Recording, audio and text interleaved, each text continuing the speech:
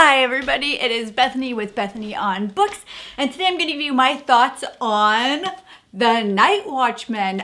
This book is by Louise Erdrich. It's actually a Pulitzer Prize winner, so it's pretty exciting. And then the cover art was done by Laura Hartman Maestro. Oh my gosh, am I so excited to talk about this book, especially since the other book I talked to you about, I did not love. So I'm excited to talk about a book that I really did love. Yay! That's right, that's right, that's right! So in this story, you're following two main characters, Thomas and Patrice. There is a bill that is being brought before Congress in 1953 that's essentially going to eliminate the tribe that Thomas and Patrice are a part of. And so you follow the story of when they found out about that, and then the story of them gathering resources and information to talk before Congress about how that's a bad idea, and all sorts of little things that happen. So one of the things that I absolutely adored from The Night Watchman was the fact that the characters were so interesting and so complex. Patrice specifically, I don't think I've ever read a character exactly like Patrice.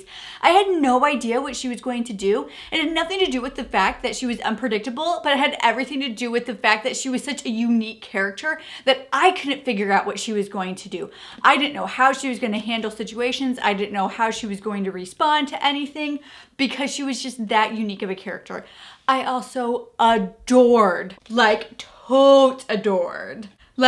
totally adored Thomas and Rose. They were essentially they were like the patriarch and matriarch of this community, of this family, of what was happening in this region. And the reason why I adored them so much is because I feel like in a lot of literature, maybe that's not besides stuff that's maybe geared towards children, but in a lot of literature, you do not see an older couple.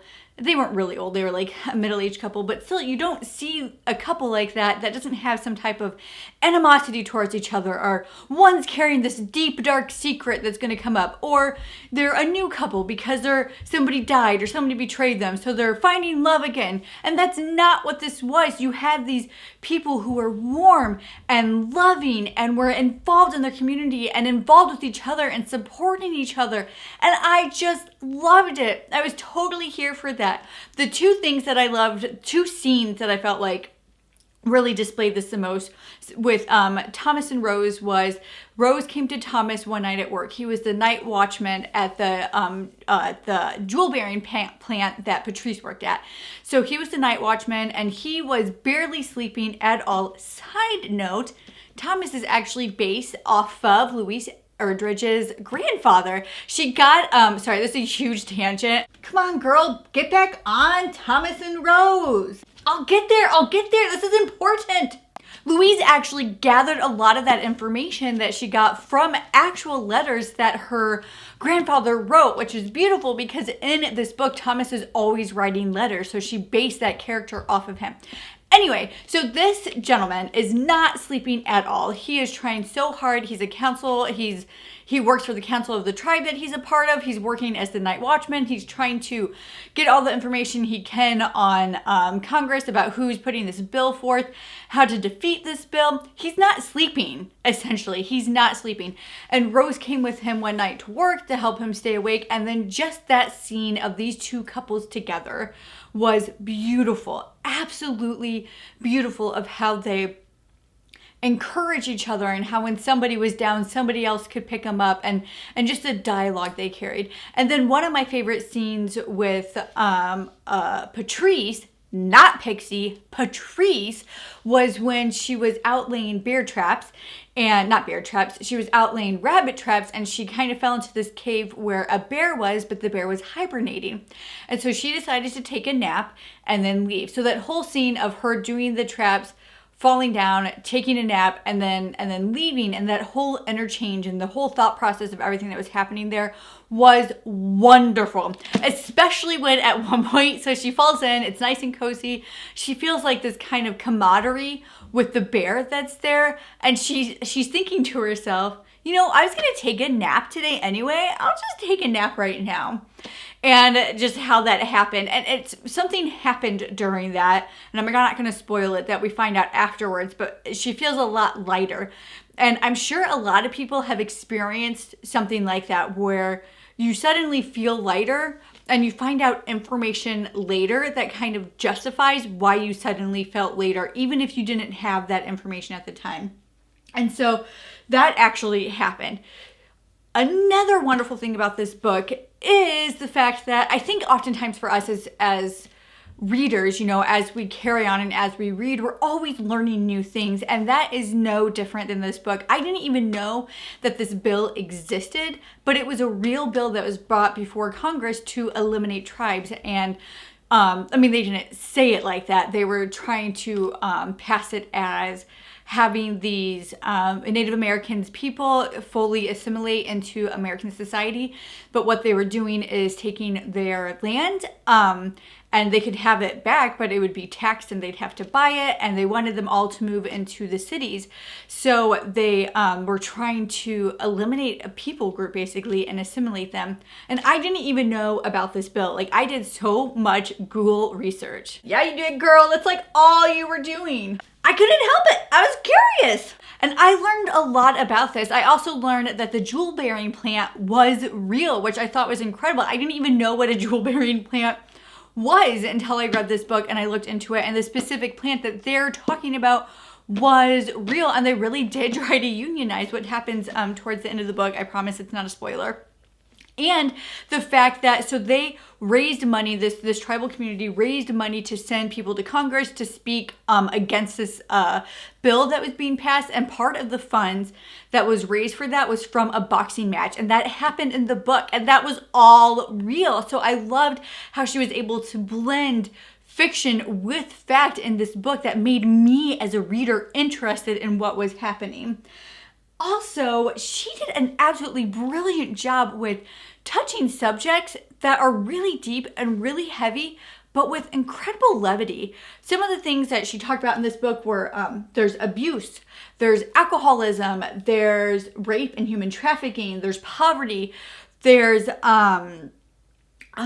faith or okay, so there's this super hilarious scene where there's Mormons coming to town and they're trying to witness to them, and they ask one of the characters, do you know why you're here? And so they're talking in an existential sense, but the character responds, yes. Like, this is their house, of course. Why else? Like, why would they not be here? So it was really funny. There was a lot of conversations that happened like that in the book a lot, specifically with people who were part of the tribe versus people who were not a part of the tribe, where they were having almost two-layer conversations and having a completely different conversation at the same time. And then they also dealt with the erasing of people groups and the very sad effect of living languages dying.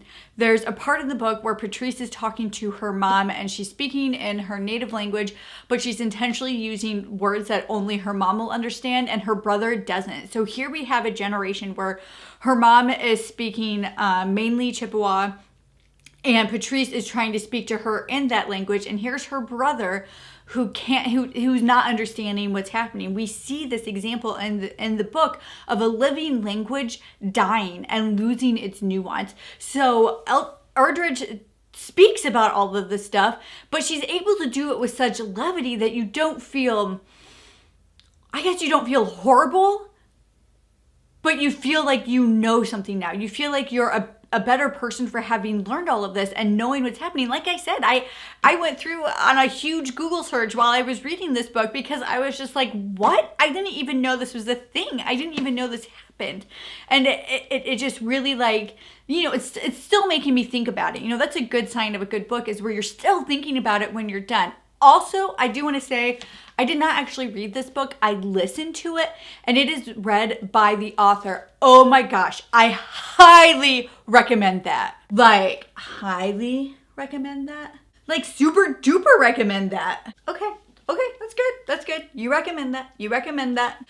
there are so many little nuances and dialects that I would have missed if I had read it. There's natural beats and pauses that happen in the conversations, whereas if I were just reading the book, I would not have naturally put those here. There are punchlines that if I had read the book, I would have just completely missed because of how it was delivered in the book. And I know I just said it like 20 seconds ago, but the nuances of dialects and accents was incredible. I highly, highly, highly recommend listening to The Night Watchman. For everybody, those are my thoughts on The Night Watchman. I'm curious, have you read any of her stuff? She's a very prolific writer. Let me know in the comments below if you've read anything, if you read this, what you think about it, what your thoughts are of her as an author. I want to know what you think. Don't forget to subscribe so you can see all my videos as they come out. And I look forward to chatting with you guys again. Bye. You're not chatting with them. You're chatting at them. They're not talking back to you. I mean, that's just gonna be like my outro. That's like a good I mean,